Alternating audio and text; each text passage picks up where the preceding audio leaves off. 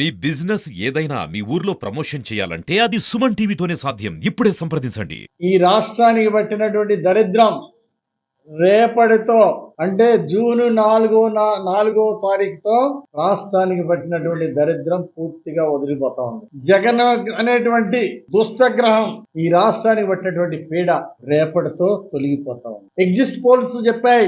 ఎన్నికలకు ముందు జరిగినటువంటి ఎగ్జిట్ పోల్స్ గాని ఎన్నికల తర్వాత జరిగినటువంటి ఎగ్జిట్ పోల్స్ లో ఎన్డీఏదే తెలుగుదేశం పార్టీదే భారీ విజయం అని చెప్పేసి స్పష్టంగా చెప్తున్నాయి. ఇంకా జగన్మోహన్ రెడ్డి గారికి దింపుడు కళ్ళెం ఆశ మిగిలింది. అందుకే అధికారుల మీద బెదిరింపులు, హైకోర్టులు, సుప్రీంకోర్టులు, ఈ విధంగా హైకోర్టుకి వెళ్ళినా సుప్రీంకోర్టుకి వెళ్ళినా మొట్టికాయలు తప్పలేదు జగన్మోహన్ రెడ్డి ప్రభుత్వానికి. ఈరోజు టీడీపీ కూటమి, టీడీపీ, జనసేన, బీజేపీ ఎన్డీఏ కూటమికి 150 పైగా సీట్లు రాబోతున్నాయి. 20 ఎంపీ సీట్లకు పైగా గెలుచుకోబోతున్నాం.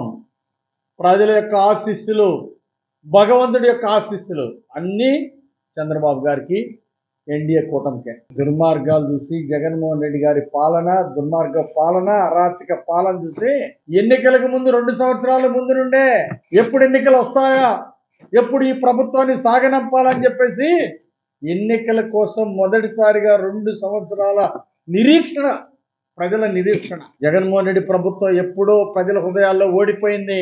ఈరోజు ఎన్నికల కోసం ఎదురు చూసి పూర్తిగా సద్వినియోగం చేసుకున్నారు. ఈరోజు వైసీపీ నాయకులు తమ ఉనికి కోసం, ఉనికిని చాటుకోవడానికి ఉద్యోగాలను బెదిరిస్తా ఉన్నారు. పేర్ని నాని లాంటి వాళ్ళు, అదేవిధంగా సజ్జల్ లాంటి వాళ్ళు, ఇలాంటి పనికి మాలిన ఎదవలు ఈరోజు అధికారులు బెదిరిస్తా ఉన్నారు, ఉన్నతాధికారులు బెదిరిస్తా ఉన్నారు మీ ఉనికిని చాటుకోవడానికి. ఇలాంటి సంఘ విద్రోహ శక్తుల్ని జైల్లో పెట్టాల్సిన అవసరం ఉంది.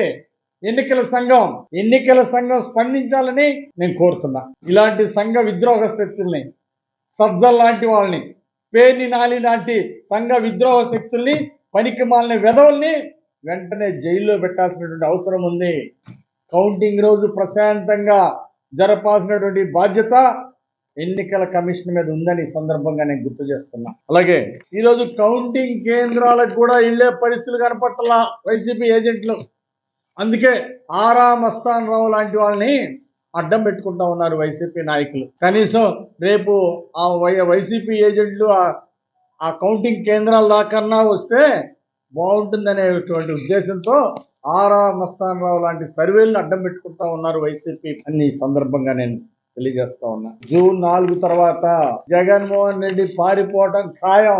అయినా ఎవరైతే పిన్నెల్లి లాంటి సంఘ విద్రోహ శక్తులు, అరాచక శక్తులు ఉన్నారో అలాంటి వారందరికీ చట్టం ఎదురు చూస్తా ఉంది. ఇలాంటి దుర్మార్గులు శిక్షించాలని చెప్పేసి ఖచ్చితంగా రానున్న తెలుగుదేశం ప్రభుత్వంలో అరాచక శక్తుల్ని, దుష్ట శక్తుల్ని వదిలిపెట్టే సమస్యే లేదు. సాక్ష్యాధారాలతో సహా చట్టం ముందుంచుతాం. ఈరోజు పిన్నెల్లి రామకృష్ణారెడ్డి లాంటి వాళ్ళు ప్రజాస్వామ్యాన్ని అపహాస్యం పాలు చేసి బూతుల్లోకి వెళ్ళి ఈవీఎంలు పగలగొట్టి యథేచ్ఛగా అడ్డం వచ్చిన వాళ్ళ మీద దాడులు చేసి, హత్యా ప్రయత్నాలు చేసి అతి కిరాతకంగా, దుర్మార్గంగా వ్యవహరించారు.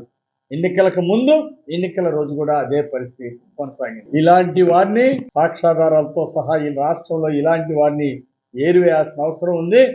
చట్టం ముందు దోషులుగా నిలబెడతాము, ఆధారాలతో సహా ఈ సందర్భంగా తెలియజేస్తాం. ఇలాంటి దుర్మార్గాలకి అడ్డుకట్ట వేస్తాం. ఈరోజు పసలేని కేసులు, పోస్టల్ బ్యాలెట్ పై వైఎస్ఆర్ పార్టీ వాళ్ళు ఈరోజు హైకోర్టుకి వెళ్ళారు. ఆడ ముట్టికాయలు పడ్డాయి, మళ్ళీ సుప్రీంకోర్టుకి వెళ్ళారు. ఓటమి భయంతో ఈరోజు వైఎస్ఆర్ పార్టీ ఈరోజు సుప్రీంకోర్టు దాకా పోయి ముట్టికాయలు తింటాం సిగ్గుసేటు. పల్నాడు రాజకీయాల్లో పిల్లెల్లి లాంటి వాళ్ళ వల్ల మచ్చ ఏర్పడింది. రాజకీయాల్లో చాలా దురదృష్టకరం.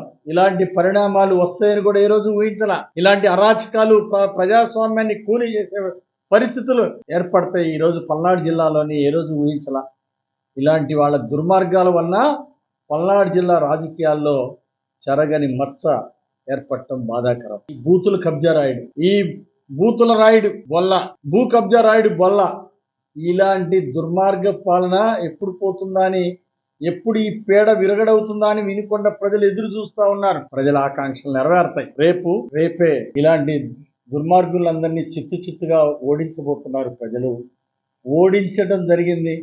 కౌంటింగ్ సందర్భంగా ఈ రోజు ప్రజలందరూ కూడా తెలుసుకోబోతున్నారు. ఖచ్చితంగా వినికొండ ప్రజల ఆకాంక్షలు నెరవేరుస్తా, నా మీద పెట్టినటువంటి నమ్మకాన్ని బాధ్యతని నెరవేరుస్తా. ఖచ్చితంగా వరికపూడి శిల ప్రాజెక్టు సాధిస్తాం, పూర్తి చేస్తాం. పల్నాడు వాటర్ గ్రిడ్ పూర్తి చేసి ఇంటింటికి మంచినీళ్ళు ఇస్తాం. పట్టణంలో అనుకున్న విధంగా ఎన్ఎస్పి కాలనీ అభివృద్ధి గాని అనుకున్నటువంటి ప్రాజెక్టులన్నీ కూడా పట్టణంలో కూడా నంబర్ 1 గా పూర్తి చేసి కొండ మీదకి ఘాట్ రోడ్డు తార్ రోడ్డుతో సహా పూర్తి చేసి ప్రజల రుణం తీర్చుకుంటా, ప్రజల ఆకాంక్షలు నెరవేరుస్తా. అట్లాగే రేపు సూర్యోదయం తర్వాత పగలే చంద్రోదయం కూడా కాబోతా ఉంది. చంద్రబాబు నాయుడు గారి యొక్క 5 సంవత్సరాలు ఈ దుర్మార్గ పాలన మీద పోరాడినటువంటి చంద్రబాబు గారిని ప్రజలు పట్టం కట్టబోతా ఉన్నారు.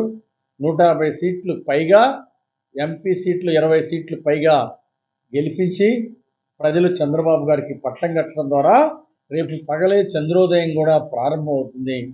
ఈ సందర్భంగా ప్రజలందరూ కూడా ఉత్సాహంగా, సంతోషంగా ఎదురు చూస్తున్నారు. రేపే దీపావళి పండుగ చేసుకుందాము. ఆనాడు నరకాసురుడు వధ జరిగిన తర్వాత ప్రజలందరూ పండుగ చేసుకున్నారు. రేపటి రోజు జగన్ అనేటువంటి దుర్మార్గ ప్రభుత్వాన్ని కూల్చి ప్రజలందరూ మరో దీపావళి చేసుకునేటువంటి రోజు రేపే జూన్ 4వ తారీఖు ప్రజలందరూ ఎదురు చూస్తూ ఉన్నారు. సంతోషంగా మరో దీపావళి పండుగ సెలబ్రేట్ చేసుకోవడానికి ప్రజల ఆకాంక్షలు నెరవేరబోతా ఉన్నాయి. భారీ మెజారిటీతో ఎన్డీఏ ప్రభుత్వం ఏర్పడబోతా ఉంది. 4వసారి చంద్రబాబు గారు ముఖ్యమంత్రిగా ప్రమాణ స్వీకారం చేయబోతున్నారు. రేపు కౌంటింగ్ జరగబోతా ఉంది. తప్పనిసరిగా నూతన ప్రభుత్వం రాబోతా ఉంది. చంద్రబాబు గారి నాయకత్వంలో నూతన ప్రభుత్వం ఏర్పడింది. ఈ నియోజకవర్గంలో జీవి ఆంజనేయులు గారు మంచి మెజారిటీతో గెలవబోతున్నారు. అదేవిధంగా పార్లమెంటు సభ్యులుగా శ్రీకృష్ణదేవరాయలు గారు 100% గెలుస్తారు. ఇది ప్రజల్లో వచ్చిన మార్పు.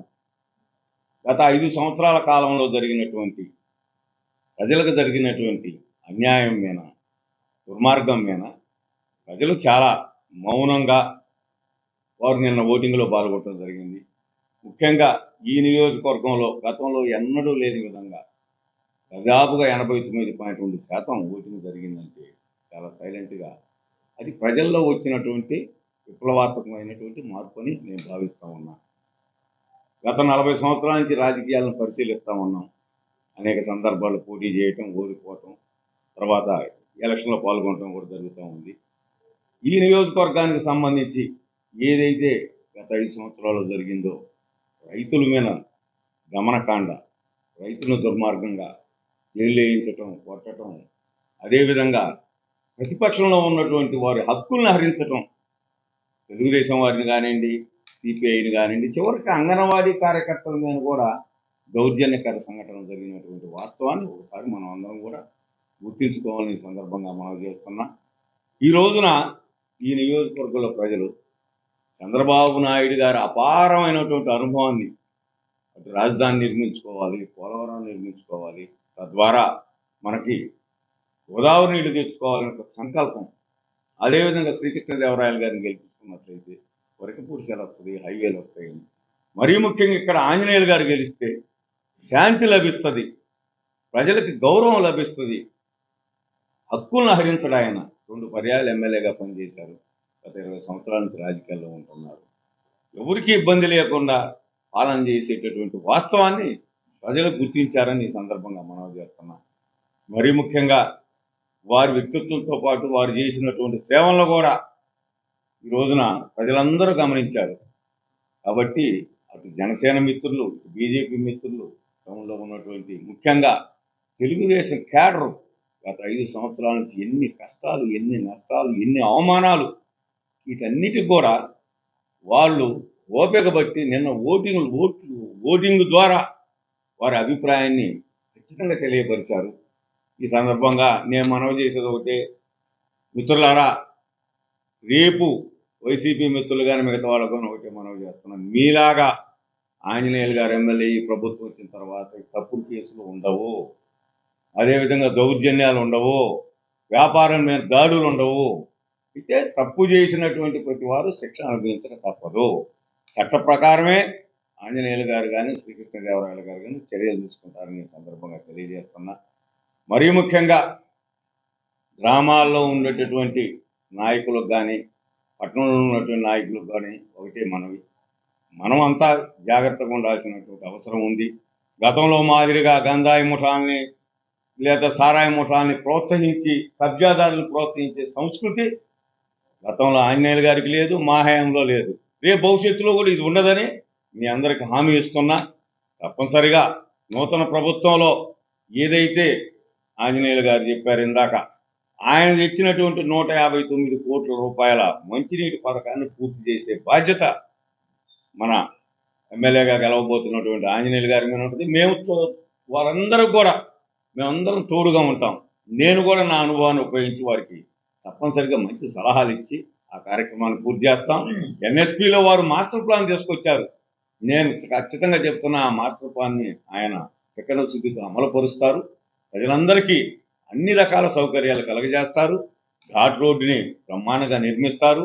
ఆ పైన ఉన్నటువంటి రామలింగేశ్వర స్వామిని కూడా తప్పనిసరిగా ప్రతిష్ఠ చేస్తారని ఈ సందర్భంగా తెలియజేస్తూ, అయ్యా ఇకనైనా రాజకీయాల్లో ఉన్నటువంటి మిత్రులారా, ముఖ్యంగా అయ్యా బ్రహ్మనాయుడు గారు ఇక నుంచి అయినా ప్రతిపక్ష పాత్ర గౌరవప్రదంగా నిర్వహించడం నేర్చుకోలేకపోతే ప్రజలు మేము కాదయ్యా, ప్రజలు మనం క్షమించరు. ఎన్నో రాజకీయాలు చూసాం. ఎప్పుడో ఎమ్మెల్యేలు అయ్యాం, 2 సార్లు ఎమ్మెల్యే అయ్యాడు. నేను ఎప్పుడో 20 ఏళ్ళ నాడు ఎమ్మెల్యే అయ్యా. ఈ రోజు కూడా ప్రజల్లో మేము గౌరవంగా ఉన్నామంటే కారణం మేము అధికారంలో ఉన్నప్పుడు ఒళ్ళు జాగ్రత్తగా పెట్టుకొని చేసినటువంటి అభివృద్ధి కార్యక్రమాలే తప్ప అహంకారపూరితంగా చేస్తే మాత్రం దానికి శిక్ష తప్పదు.